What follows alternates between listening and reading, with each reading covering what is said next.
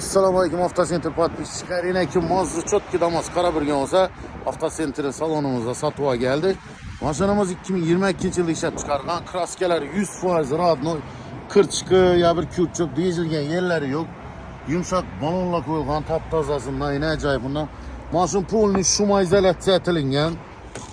Ayak teylerinden nil ölümle taş alıp yine rezinkelerin taş alıp tuttu. Bu maşinimiz 48.000 probek özünü halal yürgeninde teşhittirip gözetip alaverese yurttaşlar yine işlerim akuratnıydım kara bedelgen mazı afşipkelerin taptaza bolit tuttu. Metan stonovkelerine şey koyulgan maşinimize heydaş üçün teyar halda durdu. Yurttaşlar bu maşını sizlere kuda kalacak nakt pula 70 milyon so'm etip beramiz. İkilemçi kredit Almanya birgeler üçün etibar etinle bir pasport evaziga pulni notarius, gay nomer hemmesi adlarınızı ötüp ketadi. Menzil Xanqa yolunda 9'dan axırı Avtosentr salon.